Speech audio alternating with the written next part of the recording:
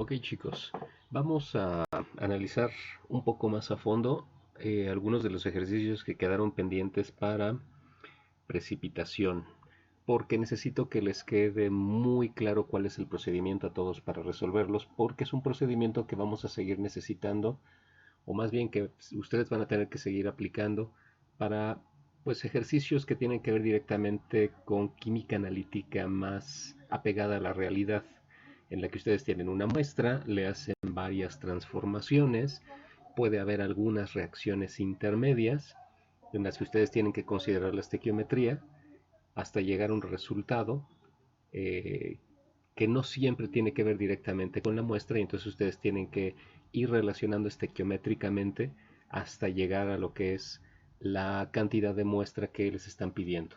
¿Sale? Entonces vamos a ver un poco más a fondo el ejercicio 13-17, que ya lo habían resuelto ustedes. Les dicen que un análisis del ion boro-hidruro se basa en una reacción con ion plata. Y entonces aquí les están poniendo la reacción entre el boro-hidruro y la plata. Si se dan cuenta, hay una estequiometría que es 1:8, no es 1:1 como normalmente las estábamos manejando. Y les dicen, la pureza de una cierta cantidad de borohidruro de potasio que se usará en una síntesis orgánica se establece al diluir 3.213 gramos del material a exactamente 500 mililitros. Entonces, lo que les están diciendo aquí es que tomamos esta masa de material, dentro de esta masa hay cierta cantidad de borohidruro de potasio. Ahí tengan cuidado porque de repente algunos toman la masa de la muestra como si fuera 100% borohidruro.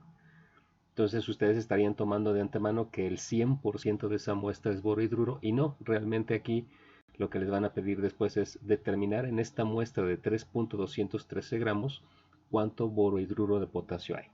Pero bueno, tomamos la muestra, la llevamos exactamente a 500 mililitros hasta completar una solución de 500 mililitros. Luego de esos 500 mililitros, fíjense que ustedes toman 100 mililitros y esos 100 mililitros les agregan 50 mililitros de nitrato de plata 0.2221 molar. Aquí no se los dicen expresamente, y a veces la redacción de los problemas que se van encontrando en los libros es un poco rara, porque pues a final de cuentas son traducciones. Entonces aquí lo que se infiere del problema es que ustedes están agregando este volumen de nitrato de plata a esta concentración, y la cantidad de nitrato de plata que ustedes están agregando es suficiente para que ustedes tengan un exceso. Entonces ustedes están agregando en exceso nitrato de plata. ¿Por qué nitrato de plata? Pues porque si se dan cuenta, la reacción es entre el borohidruro, el ion borohidruro y el ion plata. El ion plata ustedes lo van a obtener de un electrolito fuerte, que en este caso pues es el nitrato de plata. ¿Ok? Entonces, cuando ustedes agregan esto, va a haber parte del ion plata que reaccione con el borohidruro, pero va a haber otra parte de plata que va a quedar sin reaccionar. Esa plata que quedó sin reaccionar, ustedes la van a titular con tiocianato de potasio. Y resulta que cuando ustedes hacen esa titulación, se están gastando 3.36 mililitros de una concentración 0.0397 molar. Entonces la idea es, en base a todo esto, calcular la pureza del borohidruro de potasio en porcentaje, y les dan la masa molar de lo que vendría a ser el borohidruro de potasio. ¿Ok?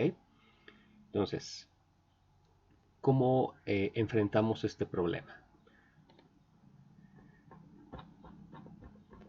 Entonces, aquí tenemos un resumen de lo que estamos haciendo. Tomamos 3.213 gramos de la muestra, como ya les había dicho, esto lo diluimos en 500 mililitros, y de estos 500 mililitros tomamos 100 mililitros. Ustedes han de disculpar los dibujos, pero pues ni modo, no soy químico y no dibujante, como les había dicho en algún momento, ¿no?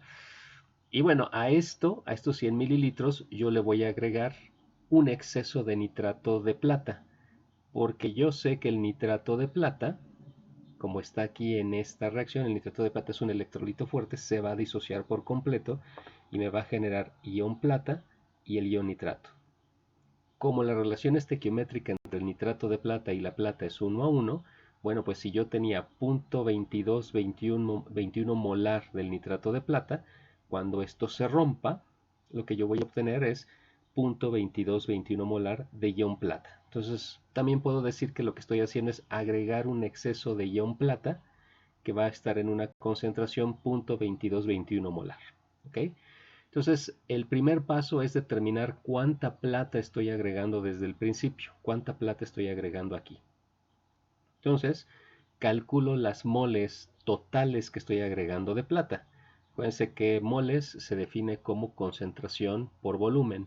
Entonces, mi concentración es 0.2221, lo multiplico por el volumen que yo agregué aquí de nitrato de plata, que son 50 mililitros, claro que aquí lo pasé a litros, y entonces lo que yo obtengo es que las moles totales que estoy agregando de plata son 1.1105 por 10 a la menos 2 mol. Esto es el total que estoy agregando, ¿sale? Ahora de aquí, una parte va a reaccionar con el borohidruro, de acuerdo a esta reacción, pero como yo agregué plata en exceso, o sea, es mi reactivo en exceso, ahora lo que va a pasar es que va a haber una parte de ion plata que va a quedar sin reaccionar, ¿sale? Y precisamente yo puedo determinar cuánta plata no reaccionó con la titulación con el tiocianato. Entonces, cuando yo hago la titulación con el tiocianato, se lleva a cabo esta reacción. El ion plata se compleja con el tiocianato y forma el precipitado tiocianato de plata.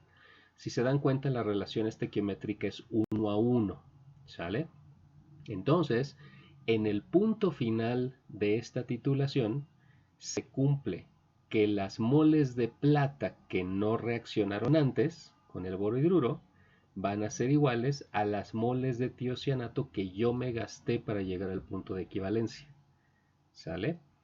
Entonces, de acuerdo a los datos del problema, la concentración de tiocianato era 0.0397 molar y lo que yo me gasté para llegar al punto final eran 3.36 mililitros. Si no me equivoco, ahora vamos a corroborar. Efectivamente, 3.36 mililitros. Entonces, las moles de tiocianato, pues yo las puedo calcular como el volumen que agregué para llegar al punto de final o el punto de equivalencia en litros, 0.00336, por la concentración del tiocianato. Y eso ya me va a dar las moles de tiocianato, pero son iguales, estequiométricamente hablando, a las moles de plata que no reaccionó. Entonces, si hago esta operación, lo que yo voy a obtener es que las moles de plata que no reaccionaron son 1.334 por 10 a la menos 4 mol. ¿Sale? Entonces, aquí ustedes ya tienen dos datos muy importantes. Ustedes tienen las moles totales que agregaron desde el principio de plata y tienen las moles que ya no reaccionaron con el borohidruro y esas las determinaron gracias a la titulación con el tiocianato. Ahora, las moles totales de plata, bueno, no está aquí, pero las moles totales de plata tienen dos partes o están integradas por dos partes. Las moles totales son las moles de plata que sí reaccionaron con el borohidruro y las moles de plata que no reaccionaron con el borohidruro. Entonces, esas moles totales son la suma de estas dos. Moles que sí reaccionaron de plata más moles que no reaccionaron de plata me darían las moles totales de plata que yo agregué. Ahora, yo tengo el dato del total y de lo que no reaccionó. Eso significa que puedo determinar las moles de plata que sí reaccionaron y que van a ser directamente las moles totales que agregué menos las que no reaccionaron. Entonces, si hago la resta, me va a quedar que las moles de plata que sí reaccionaron con el borohidruro y que son las que me van a servir para determinar el borohidruro a final de cuentas, son 0.011 mol. Esto fue lo que sí reaccionó con el borohidruro. Ahora, ya que tengo la información de la plata que sí reaccionó con el borohidruro, ahora es el momento de hacer la conexión entre plata y el borohidruro, que es el que a mí me están preguntando. Y para eso pues me tengo que ir a mi reacción, la reacción entre el borohidruro y la plata. Y me tengo que fijar en la estequiometría. Ya habíamos comentado que la estequiometría es 1:8. Por cada mol de ion borohidruro que reacciona, están reaccionando 8 moles de ion plata. ¿Ok? Entonces, tengo que considerar eso al momento de hacer el salto de moles de plata a moles de borohidruro. Entonces, ¿qué significa eso? Pues puedo utilizar una regla de 3 a final de cuentas. Yo sé que una mol de borohidruro va a reaccionar con 8 moles de plata, estequiométricamente hablando. Ahora, si lo que yo ya determiné que reaccionó de plata fue 0.011 moles, ¿a cuántos moles de borohidruro me refiero que sí reaccionaron? Es una simple regla de 3 y lo que yo voy a obtener es que las moles de borohidruro que reaccionaron con estas moles de plata son 1.375 por 10 a la menos 3 mol. Fíjense cómo aquí ya di el salto de la plata que sí reaccionó hacia el borohidruro, que es el que a mí me interesa, y ese salto lo tuve que hacer gracias a la estequiometría. De hecho, normalmente con la estequiometría ustedes van a poder relacionar diferentes especies químicas que están reaccionando entre sí. ¿Ok? Entonces ya tengo las moles de borohidruro que reaccionaron, ya tengo el borohidruro. Pero, acuérdense, me voy a regresar tantito, que hay una historia para la muestra. Ustedes están trabajando aquí. Esta es la parte que ustedes titularon. Entonces, cuando ustedes determinaron las moles de borohidruro que hay aquí, fíjense que estas moles no son las de la muestra, porque, digamos, aquí, para llegar aquí, tuvieron que haber pasado antes por acá. Ustedes habían tomado la muestra, la disolvieron en 500 mililitros y de estos 500 mililitros ustedes tomaron 100 mililitros. Y a esos 100 mililitros le están haciendo todo esto que hemos estado analizando. ¿Sale? Entonces, estas moles de borohidruro de 1.375 por 10 a la menos 3 mol están realmente aquí, en estos 100 mililitros. ¿Sale? Entonces yo tengo que hacer el salto de aquí para acá. O sea, yo ya determiné cuántas moles de borohidruro hay en estos 100 mililitros. Pero lo que a mí me interesa ahora es saber, ok, en los 500 mililitros que yo tenía originalmente donde puse la muestra, ¿cuánto hay? Entonces aquí es donde tenemos que considerar que las mezclas que yo tengo aquí, todas las soluciones que yo tengo aquí, son homogéneas. O sea, es decir, están distribuidas las especies químicas en ese volumen de la misma forma por todos lados.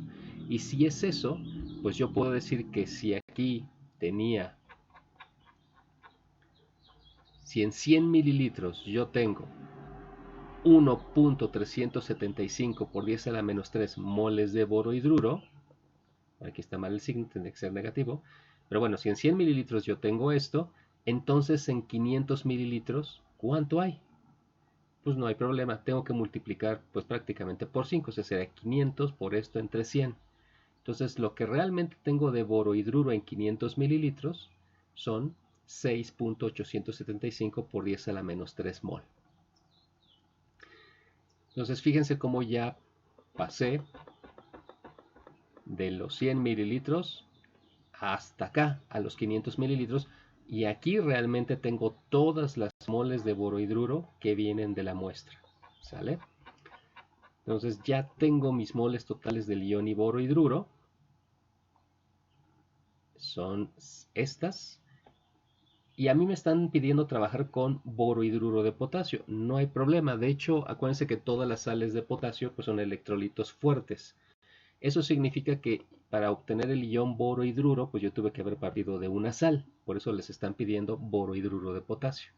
O sea, el borohidruro de potasio cuando está en agua se disocia por completo en ion potasio y en el ion borohidruro. Entonces fíjense que la estequiometría me dice que una mol del borohidruro de potasio es equivalente a una mol de borohidruro. Es una relación 1:1. Por lo tanto, si yo tenía o tengo 6.875 por 10 a la menos 3 moles de borohidruro, pues van a ser los mismos 6.875 por 10 a la menos 3 moles, pero de borohidruro de potasio. ¿Sale? Aquí está, es esta parte. Y ya tengo las moles, ahora tengo que sacar la masa, pues para eso me dan la masa molar. Entonces la masa de borohidruro de potasio pues va a ser las moles por la masa molar. Y eso me da 0.3708 gramos. Y ya tengo prácticamente resuelto el problema. Ahora para sacar el porcentaje en la muestra, lo único que tengo que hacer es tomar la masa que calculé del borohidruro de potasio, dividirlo entre la masa total de la muestra y multiplicar por 100. Y eso me da que en mi muestra tengo ahí adentro 0.3708 gramos del borohidruro de potasio, y en términos de porcentaje, en mi muestra tengo 11.54%, o sea, el 11.54% de mi muestra es borohidruro de potasio. ¿Ok? Yo sé que muchas veces causa confusión el hecho de tener que lidiar con la historia de la muestra, pero realmente no es tan complicado. Ustedes sí tienen que seguirle el hilo a todo lo que le van haciendo a una muestra. A veces les dicen, y ustedes lo han visto en algunos problemas, ¿no? Que es tomo la muestra, que si la trituro, que si después caliento y calcino, y después eso lo paso en agua y lo acidifico y ahora se forma esto. Entonces no tienen que tener mucho pánico en ese sentido, ¿no? Ustedes primero tienen que identificar qué están siguiendo. Normalmente pues va a ser un átomo o un ion, ¿sale? Entonces ustedes identifiquen qué es lo que necesitan seguir, independientemente de cómo se vaya transformando. Por ejemplo, puede ser calcio y a ustedes les dicen, ok, empecé con carbonato de calcio, lo caliento y lo paso a óxido de calcio. Bueno, se transformó el compuesto donde está el calcio, pero todo el calcio sigue estando dentro del óxido de calcio. Todo el calcio que tenía en el carbonato, ahora lo voy a tener todo como óxido de calcio. Entonces la cantidad sigue siendo la misma. La cantidad de calcio no cambia, solo la están transformando y va cambiando de forma. Por ejemplo, pasó de carbonato a óxido y a lo mejor después puede pasar a hidróxido, no lo sé. Pero la situación es que ustedes pueden ir haciéndole varias cosas a su muestra e independientemente de cómo la transformen ustedes, las cantidades siguen siendo las mismas. Y en cuanto a cantidades me refiero a las moles del elemento que ustedes están siguiendo. Esas moles no cambian, ¿sale? Ahora, si de repente les dicen, ah, pues ya la transformaste a esto, ahora como en este problema, ¿no? Ahora lo disuelves en 500 mililitros y de ahí tomas una alícuota o una muestra de 100 mililitros, ah, entonces ahí es donde ustedes tienen que tener cuidado. Ahí es donde se tienen que perder sus focos de alarma, porque al momento de hacer la solución y de tomar nada más una muestra representativa de lo que yo tenía aquí, ahí es donde ustedes van a tener que actuar, porque solamente van a calcular parte de las moles que estaban aquí, como pasó en este problema. No calcularon lo que había en 500 mililitros. ¿Por qué? Porque tomaron 100 mililitros y a esos 100 mililitros les hicieron todo el estudio. Y ya que determinaron cuánto había en los 100 mililitros, ahora sí se regresaron para saber cuánto había en los 500 mililitros. Entonces, normalmente estos procedimientos de tener que analizar eh, cuánto obtuvieron en moles de su analito y después regresarse porque la muestra que analizaron la habían tomado de una fuente que habían ustedes preparado previamente, como aquí, que habían analizado 100, pero esos 100 venían de 500, ahí es donde ustedes tienen que actuar y es justo lo que nosotros consideramos aquí. Ya pasé, aquí, ¿sale? Entonces determiné cuánto había en 100. Ah, bueno, pues entonces tengo que ver la parte proporcional para 500, que es a donde estaba todo. Ese es un error muy común y de hecho algunos lo hicieron para la práctica de la determinación de cloruros en el yogurt. Se les olvidó que en la práctica tomaban 10 mililitros del yogurt, esos los aforaban a 100 mililitros, entonces todos los cloruros de la muestra del yogurt estaban en esos 100 mililitros, pero después de esos 100 mililitros tomaron 10 mililitros para hacer el análisis por el método Volhard. Entonces, cuando ustedes determinan cloruros por el método de Volhard, están determinando cloruros en esos 10 mililitros que venían del matrazaforado y no son todos los cloruros que habría en el yogurt. ¿Ok? Entonces hay que tener mucho cuidado con ese tipo de problemas.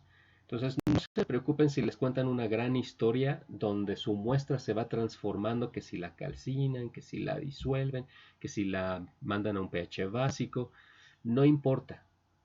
El momento en el que ustedes se tienen que fijar es cuando están disolviendo y después toman alguna muestra de esa nueva solución que ustedes habían preparado para seguir el análisis. Ahí es donde ustedes tienen que tener cuidado porque ahí es donde ustedes tienen que actuar. ¿Ok? Bueno, y vamos a ver otro problema. Déjenme ver cuál era.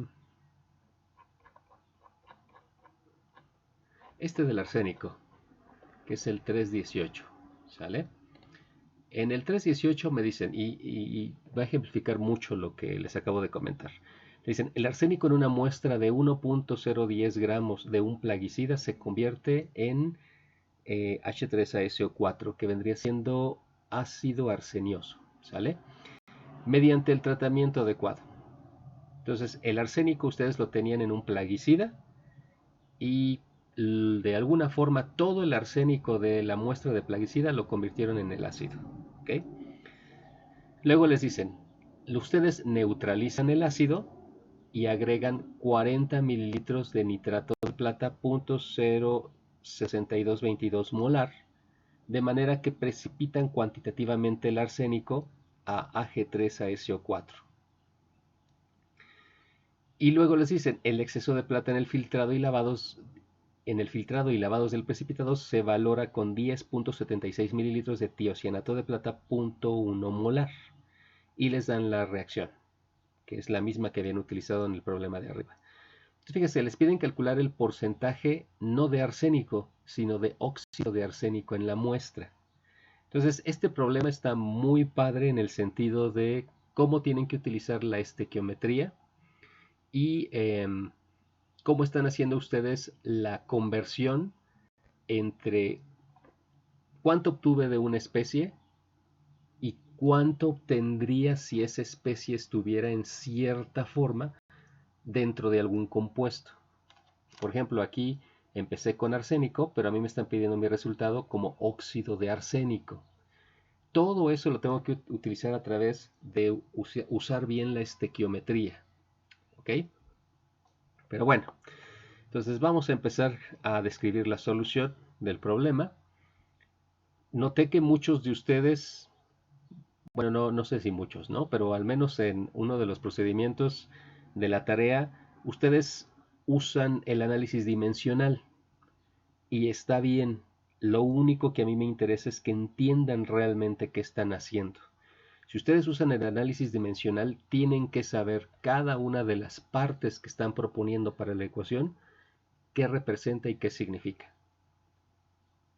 Y si nosotros lo estamos haciendo por el método desarrollado, que a final de cuentas es lo mismo, nada más que más amplio que en el caso del análisis dimensional, pues también necesito entender qué estoy haciendo. O sea, no importa qué técnica o qué metodología eh, sea mejor para ustedes para resolver este tipo de problemas.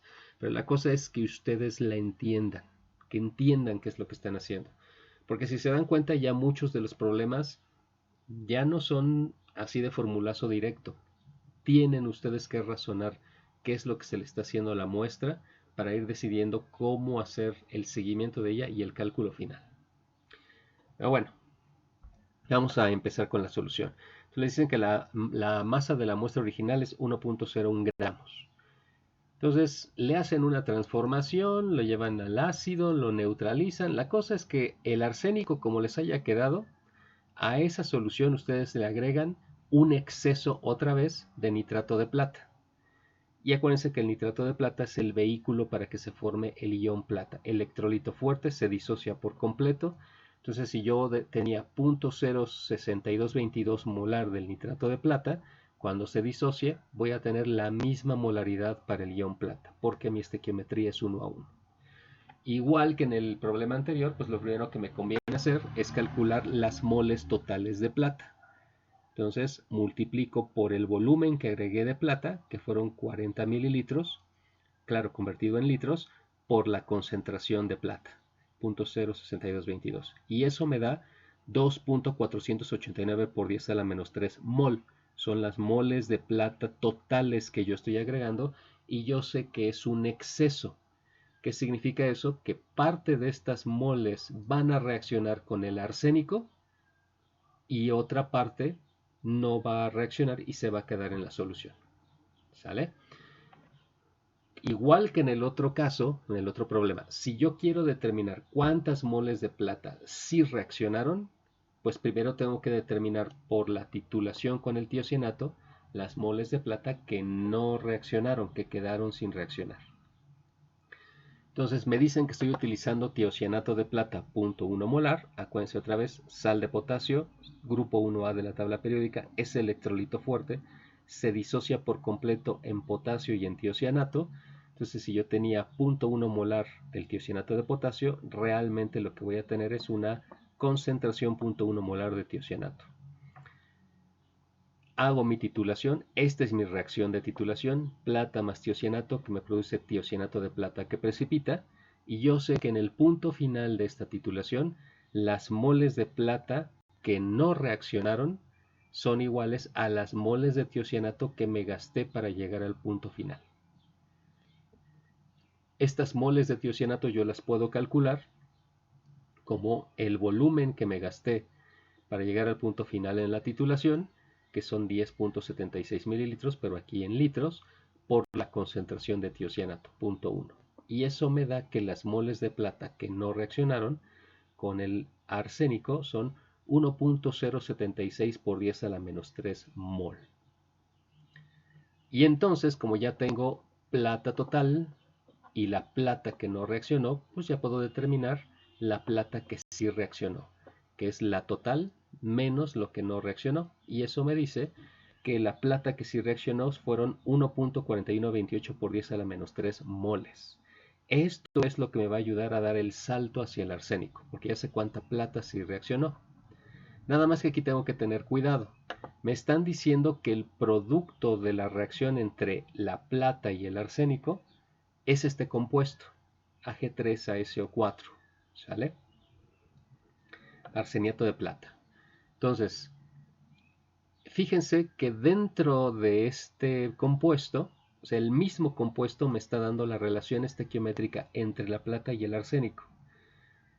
Aquí lo que puedo decir es, una mol de todo el compuesto contiene 3 moles de plata y contiene 1 mol de arsénico, ¿sabes?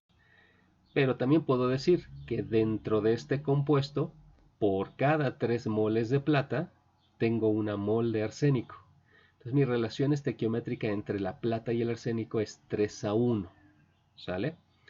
Entonces, si yo sé que reaccionaron 1.4128 por 10 a la menos 3 moles de plata, tengo que utilizar esta relación estequiométrica para determinar cuántos moles de arsénico sí reaccionaron con la plata y son los que vienen de mi muestra. Entonces hago mi regla de 3, yo sé que por cada 3 moles de plata tengo 1 mol de arsénico, entonces si yo sé que reaccionaron estas moles de plata, ¿cuánto reaccionó de arsénico? Bueno, si hago la operación me da que las moles de arsénico son 4.709 por 10 a la menos 4 mol. Estas son las moles de arsénico que hay en mi muestra. Pero a mí me están pidiendo el arsénico no como arsénico libre, sino como óxido de arsénico. No hay problema. Yo puedo hacer la transformación de uno a otro con estequiometría. Entonces, si este es mi compuesto, fíjense que la estequiometría me dice que por cada mol del óxido de arsénico, dentro de ese mol de óxido de arsénico hay 2 moles de arsénico. Entonces esa es la relación que yo tengo que utilizar. Por cada mol del óxido de arsénico hay 2 moles de arsénico. ¿Y cuántas moles de arsénico determiné que había yo en la muestra? Ah, pues 4.709 por 10 a la menos 4. Entonces, ¿a cuánto equivale en moles de óxido de arsénico? Pues hago mi regla de 3 y me da que las moles de óxido de arsénico son 2.354 por 10 a la menos 4. Y ya está. Estas moles ya solo tengo que multiplicarlas por la masa molar del óxido de arsénico y eso me da la masa del óxido de arsénico, que son 4.658 por 10 a la menos 2 gramos. Y ya para sacar el porcentaje, pues lo que determiné de óxido de arsénico lo divido entre la masa de la muestra original que yo tomé del insecticida y lo multiplico por 100 y eso me da que el porcentaje de arsénico en el insecticida, pero en la forma de óxido de arsénico, es 4.61%. ¿Ok?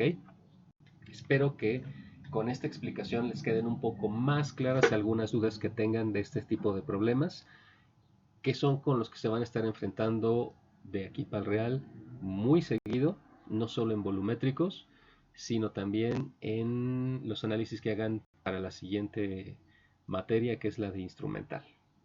¿Sale? Bueno, pues espero que todo haya quedado claro y de todos modos ya saben que estoy disponible para cualquier pregunta que tengan por asesorías. Gracias.